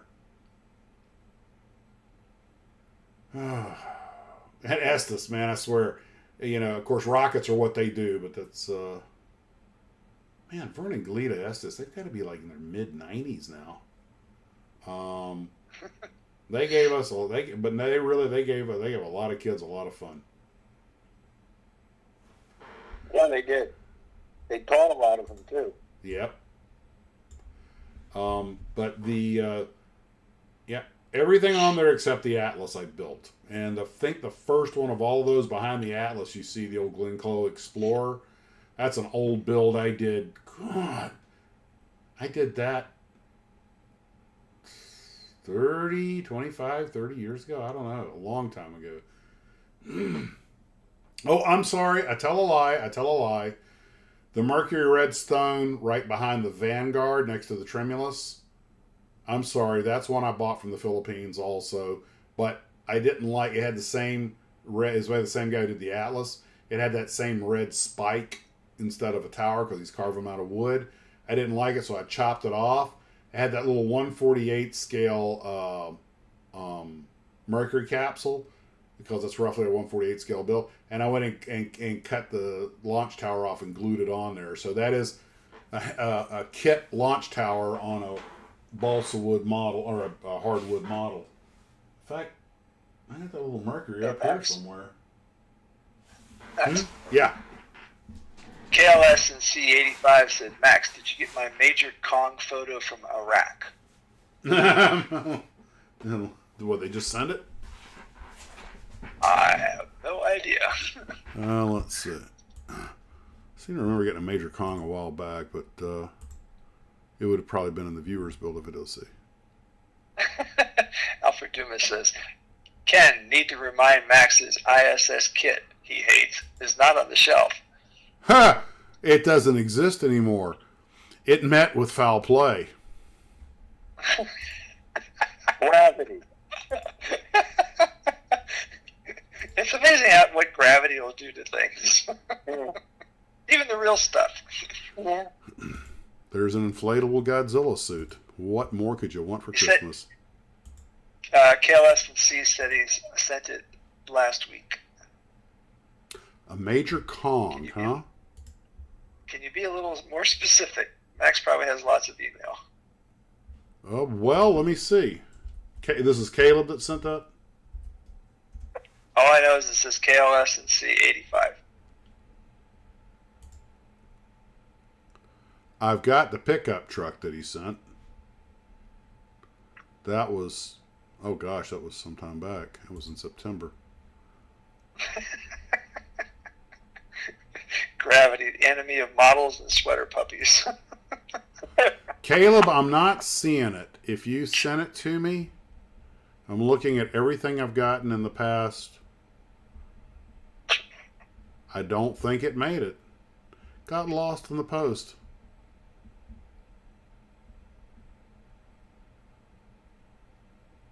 I don't see it. Best to resend it then.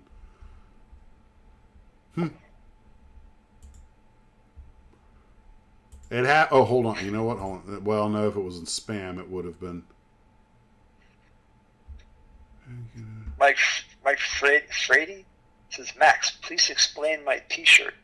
Okay. Any idea? I do know what that's about. Okay. So, hold on. Let me. Okay. Okay, it says it was me straddling a Russian frog missile at the Baghdad airport. It didn't. If it came through, I've lost it. But he says he's resending. He says he's resending it. All right, that'll be cool. Okay, hold on just a second. Check something. Make sure I'm answering the right question. Whoa, I just found a whole bunch of stuff in spam, but God, I wish they could do that. No, this is a family channel. Oh God, no. This is garbage. I'm sorry. It's hold on. Yes. Okay. So let me get the picture. Let me hold on real quick. Okay, Mike, I'm gonna copy image and let's see, just save as. Okay, save. Well, let me put this up and explain it. Hold on. This is one of those things I just happen to know the answer, but let me get the picture up here first. Mike found a bunch of cool stuff at a flea market, and one of the things he found was a Godzilla T-shirt. That was pretty cool. Hold on, live streams 128. Okay, there it is. Okay, open. Now, you guys will see it in about 12 seconds. This is the Godzilla T-shirt that he got. And I instantly recognized it. And if you'll notice, Godzilla is being attacked by the Air Force Thunderbirds. Because the Thunderbirds are heavily armed. Yes. Now, it just so happens that I bought, to give you an idea of when I bought it, the VHS for Godzilla 1985. That's the one in the picture. You can tell by the elongated straight teeth. All right?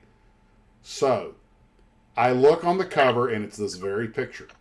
And the first thing I note is he's being attacked by the Thunderbirds. Thunderbirds are go! So apparently, the deal on this is the artist who put the thing together for them wanted to use something that was basically royalty free, because the Thunderbirds being paid for by the taxpayer, their images, anybody can use their image and stuff, because it's public domain.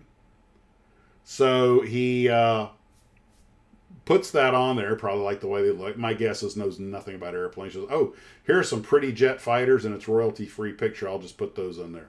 And that's the way, in fact, let me see if I can find, go to the Grenoble of all things, Google. And they got the smoke on. Yeah, heck yeah, man. Can't be a Thunderbird without the smoke. Now they did have different box covers, art, but I just happened to have the one that had that. And let's see.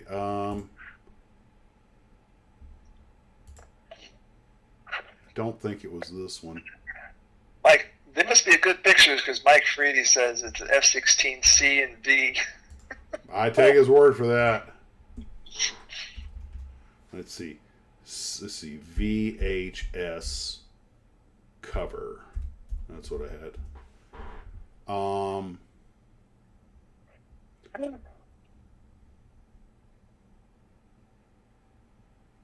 I just happen to know that because I happen to have that very one, but I'm finding different art. Oh, is this it? Let me see. Dreamberry says attacking or escorting. That's not. I don't think that's because that has F-16s with Japanese markings. But in the background, I can hear. Dun, dun, dun, dun, dun, dun, Yeah. dun, dun, dun, dun, dun, dun, dun. Yeah, this is I think different artwork, or maybe maybe it wasn't the VHS cover, but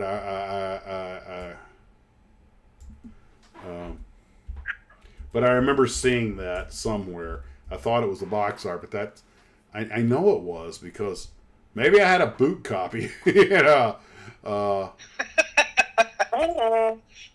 wouldn't announce that. Okay, this isn't ringing. I'm getting the same art every place I go, but this doesn't seem to be ringing a bell.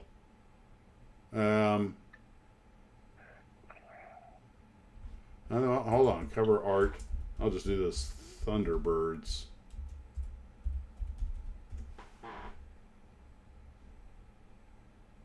I always thought they gave the old models to the Thunderbirds to fly. I believe they do. They get a lot of their planes from Air National Guard. Really? Yeah. My understand. I know with the Blue Angels, the F-18s they get have been retired from the fleet, and they go through the Grade of Blue program where they strip them down to, nothing and basically completely rebuild them. But the Thunderbirds, I'm not sure because I know they're still an active squadron. You know what? No, I don't think. Well, before 9/11, you used to be able to get a tour of the Thunderbirds facility at Nellis. Mm-hmm. And they would bring you into this building, and they had a lengthy hallway with photos and things like that. And then you'd go into a gallery, and they showed a movie, and they give you a little talk.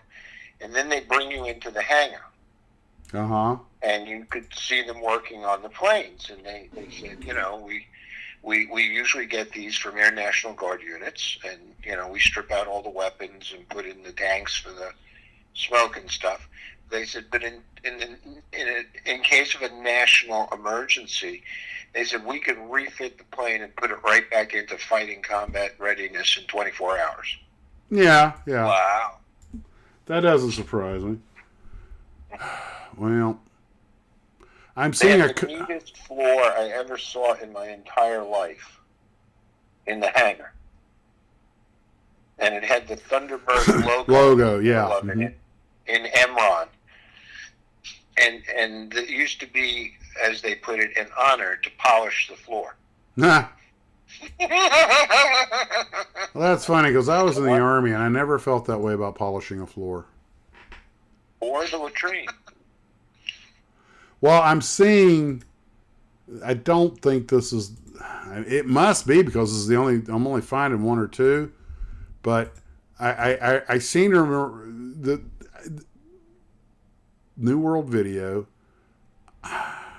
Best I can guess is I bought the thing years after the movie had come out, so I got some reiteration that had the artwork that he showed there.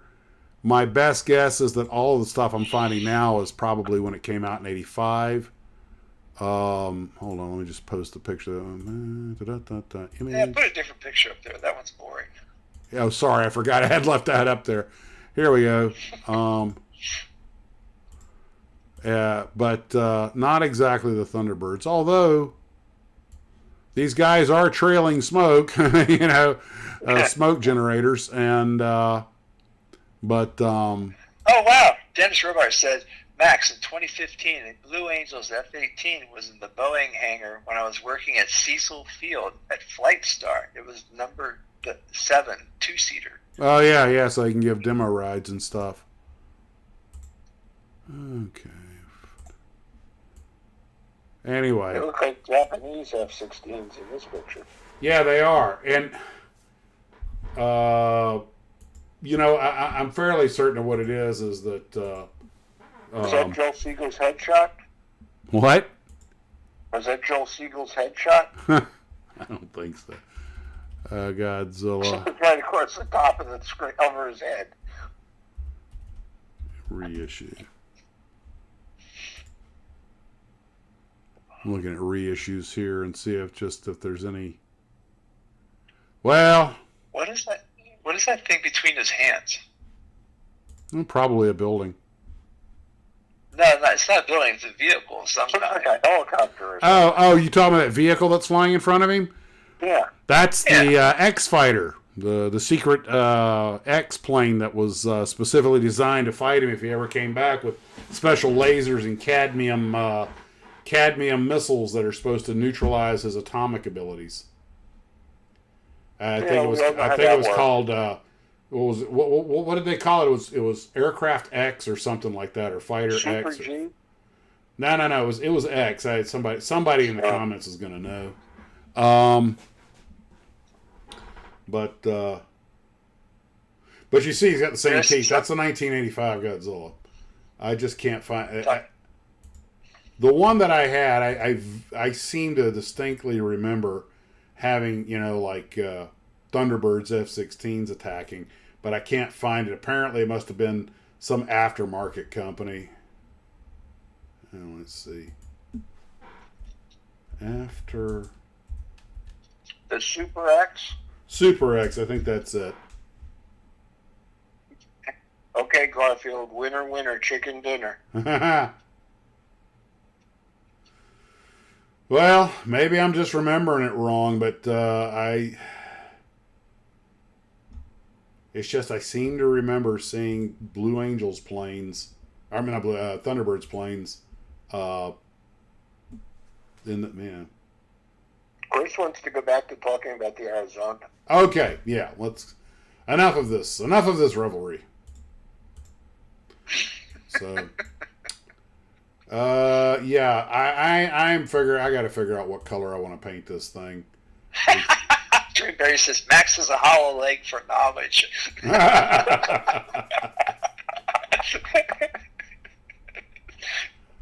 I'm going to take that as a compliment. Why not? Sure. We'll do that. Yeah, this green, I'm sorry, but that just ain't right. You know what's funny? That over all of the years that they've had an Arizona kit, and all the manufacturers that have made it, nobody's ever made a sunken version with the memorial on top of it. Well, that's what matches are for. Okay. What, too soon? But I'm sorry, that thing is green. How the hell they can call that paint deep sea blue? I mean, I got to go to work, so it's going to take it. I won't be back for the house for at least 5 days, and I probably won't have a chance to work on it when I do come back. But I just don't see that as being anything close to blue. It's a dark blue. I mean, parts of it look black, based on the lighting. Well, another coat might have that. That's 2 coats right there. I mean, it's really dark. I mean, and it doesn't look that dark in the instruction sheet. It's but there's the actual color, and the crowd says, "Sun faded, Max." There you go. Sun in the wind. Huh. Naturally weathered. There you go.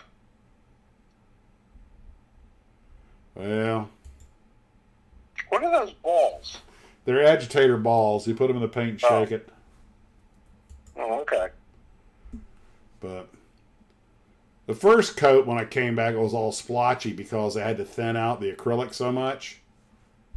And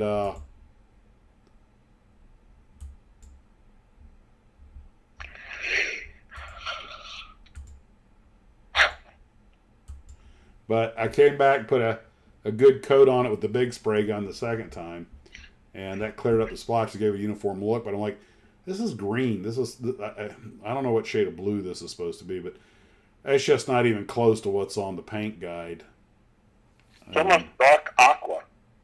Yeah, that's exactly what it looks like, a dark aqua.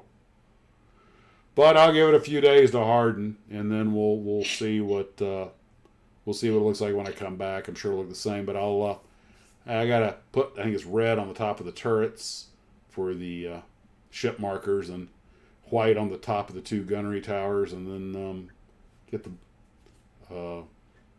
Just get a can of gray and paint over it. That's probably what I'm gonna do. I'll probably use an airbrush because there's too many nooks and crannies for a rattle can, but I will probably wind up, if I wanted to make this greenish, more blue, more like what's on the color guide, I'm thinking, what color would I want to add to it? Bill Paul says, "Don't trust colors printed in the instruction sheet. Try to find a Navy ship color chart online. Will give you a better feel." Yeah. Well,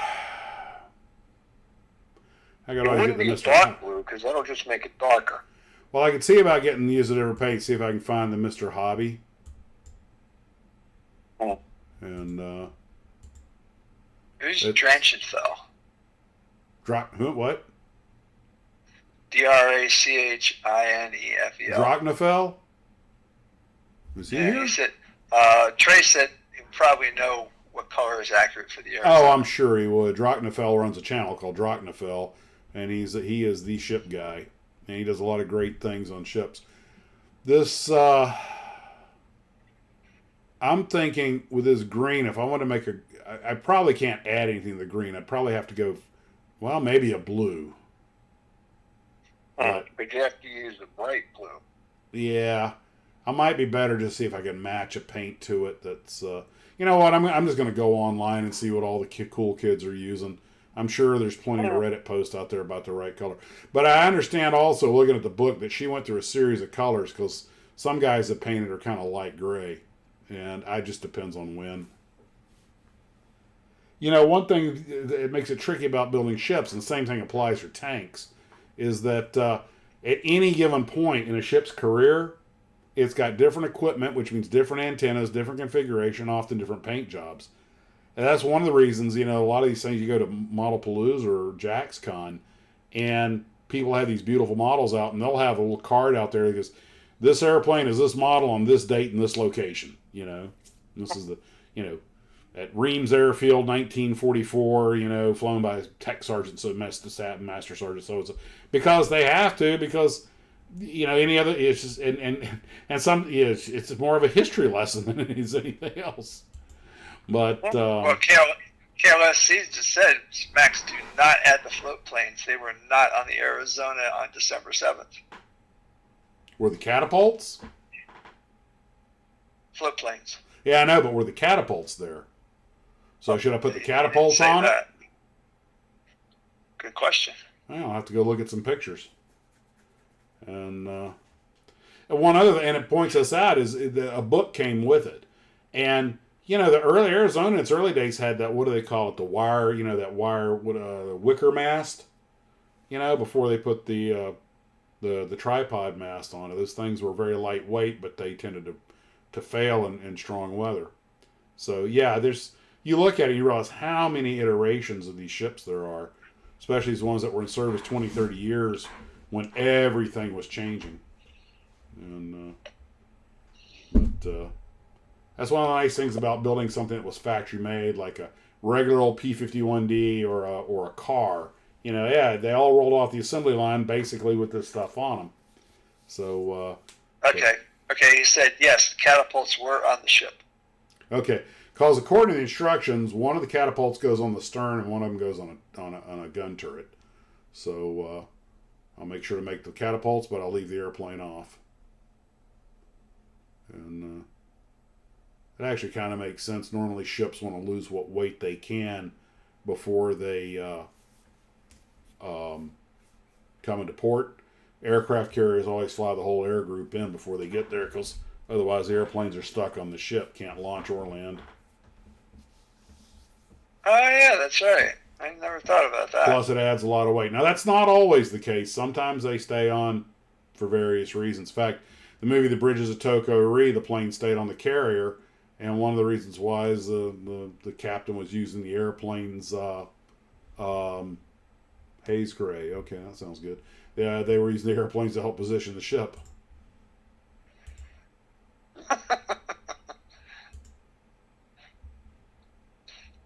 There's also a website devoted to the Arizona that you might be able to get some good information. I saw somebody else post. Yeah, it's www.sunkbad. Too soon. Inflatable Godzilla suit. No house should be without one. And that's the thing to chase the cat around in. Oh, yeah. I remember when my son was very young, this company from California, Imperial Toy, they made an inflatable 6-foot Godzilla. And somebody gave it to him for a birthday present, and they didn't come they missed his party, and they came and they gave it, and I was out of town, and I come home, and it's the middle of the night, and I hear noise from his bedroom. He was young at the time. And I go in there to see him, and somebody blew it up and put it in the bedroom. It scared the living crap out of me. I almost wet my pants. I was like, what the hell is this? It's like there's a giant freaking lizard in here,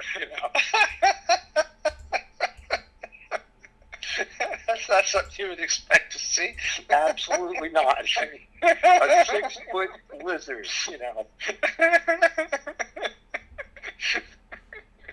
I haven't gotten that picture yet, so the internet's slow. Caleb, I don't have the picture, hasn't showed up. Anyway, and Mike, don't worry about it. That A4 has been a great little thing to practice my skills and enhance my skills. They sent that to me. I don't want to. I give an evaluation of a kit, but I don't want to sound like I'm complaining. I mean, these kits come in them. You guys send this stuff to me. I'm very grateful for it. I just, when the kit's a problematic kit, I just point it out. But please don't, for God's sakes, don't apologize. You didn't cut the molds. And oh my God, another python. I was scrolling through this real quick. Guys, we have pythons and anacondas down here in Florida. These idiot pet collectors get them and then they let them go. And they just found another like 17-footer on a highway. I'm kind of like, geez. I saw one once about 20 years ago, and I know it was at least that big because it crawled across the country road I was on, and its tail was sticking off the end of the road while its head was going past the middle lane marker. And I tried to get over to get closer, but it was gone by the time I got there. And I marched it off. It was 17. That lane was 17 feet wide from where I was at. I'm like, these are the things they put in the Chamber of Commerce video for the state, right? are you a reptile hunter? Move to Florida. They actually pay people to go out and kill those things. Yeah. Yes, they do. Yeah, that's a job that you want. If you got limited. Steve, I'll tell you right now, the people that have that job love it. They don't want to do anything else, you know. Yeah, that's when their career as a Bigfoot hunter fell through, so they become a python hunter. Difference is, we have pythons. Lots of them. An alligator was found on the beach of Lake Michigan in Milwaukee this week. That boy got lost. There's so many of them out in the Everglades, they've actually eaten most of the small mammals out there. Yeah, it's become problematic. That's why they're trying. That's why they get people to try and get them. But I mean, the reptiles are highly adaptive. And anyway, it is what it is. Don't careful about falling asleep poolside. But and you wonder why everybody in Florida carries a gun. They kill a lot of dogs. They do, and that's one of their favorite snacks. And, oh yeah. We have a lady lives a couple doors down. They got a small little dog, and I said, "Do not let it go out back near the lake."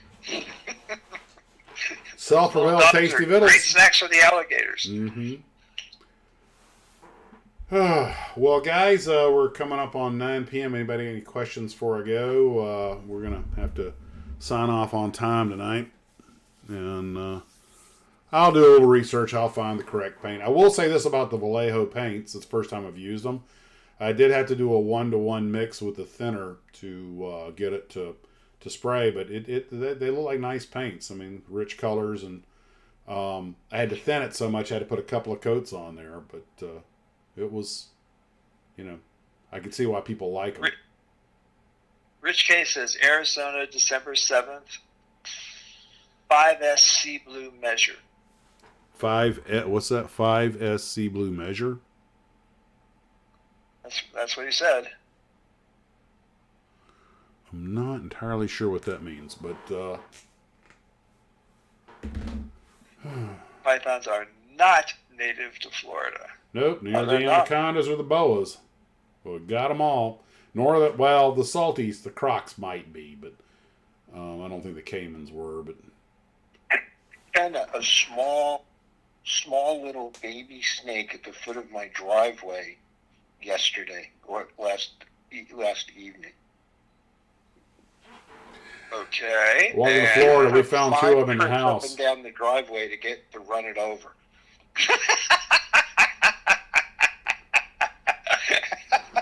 Is that because it moves too quick? Or No, because I couldn't get because it's hard to line the tire after where it actually is, and I finally got its head, and I'm like, okay, that's good enough. So I go in, I decide to walk the dog. Don't you know the dog goes straight for it? I'm like, get out of there. What's wrong with you? Okay, he's explaining what that means. 5S Sea Blue Measure. Sea Blue is Navy speak. Okay, I got a note made there, so I'll look that up and see how to either make it or what color's close to it. And one thing's for sure, there'll be a right good base on this thing. Yeah. You'll have a hell of a time painting the deck. Oh no, the deck is I've got the wood, the peel off stick on wood. So okay. That's why I get it all painted first. And yeah, that's and then once I was gonna say I have a snake story, sort of. Call me Snake. 40-some-odd years ago, my very first programming job, I got to do my very first company trip. And they flew us to San Angelo, Texas. And there was the Center for Testing Tires at the time. The government was doing testing. Okay. Before they put those 3 little characters on your tire. Yep. Anyway, so I was involved with that project, and we were collecting data. And I was talking to one of the guys out there because I noticed one of the failure codes for the tire was snake bite. Yeah. Yep. And I had to ask. I said, okay, why is there a snake bite failure code for your tire? And it says, well, sometimes you drive down the road and there'll be a rattlesnake crossing the road, and you run over it, and the snake will actually jump Fight the side back around, and bite the tire, and the fang will break off, and it'll eventually work its way all the way through the tire, and the tire will go flat. But, okay. He says, you also don't want to put your arm on the windowsill either. No. Because sometimes they jump up and bite your arm. Wonderful. Oh, okay. Good to know. Well, guys, on that note, I'm going to call this a wrap. Don't run over a snake, because if they bite your tire, you got to buy a new one. Well, what you do is you hit the gas and use centrifugal force to make sure they can't just waka waka waka waka waka waka waka.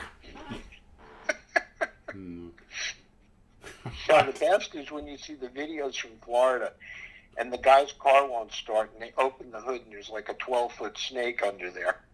Looking up at him going, what? I haven't heard that one. Oh, mention I took the Mustang over to my sister's last night. We just went for a nice little evening ride. And I went back inside, and when I came out at night, she has a couple of outdoor cats.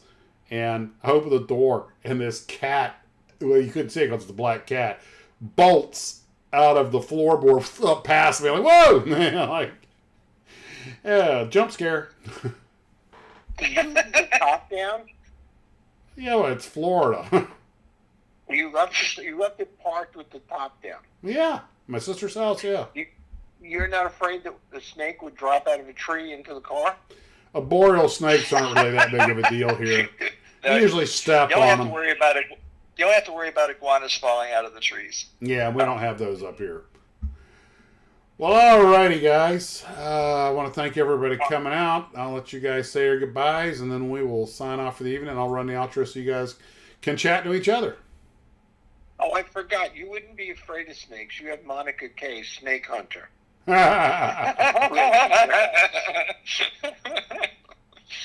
Doors are really good for killing snakes too. Yeah. Yeah, I still feel bad about going full Godzilla on that little corn snake. I thought it was a coral snake. So are hose for dropping their head off. I've gotten my share of them with hose too. They're the ultimate snake trap. Snakes on Max's plane. No, thank you. Well, good night, guys, troopers. Thanks for tuning in, and hope to see you at the next live stream. Yeah, it's really nice that y'all decided to spend a couple of hours with us. Really appreciate that. We do, and we come here and don't have it. Never mind. No, don't go there. Don't go there. Just come here and have a good time and be the happiest place on the internet. Guys, we appreciate you. Take care of yourselves, and as always, model on.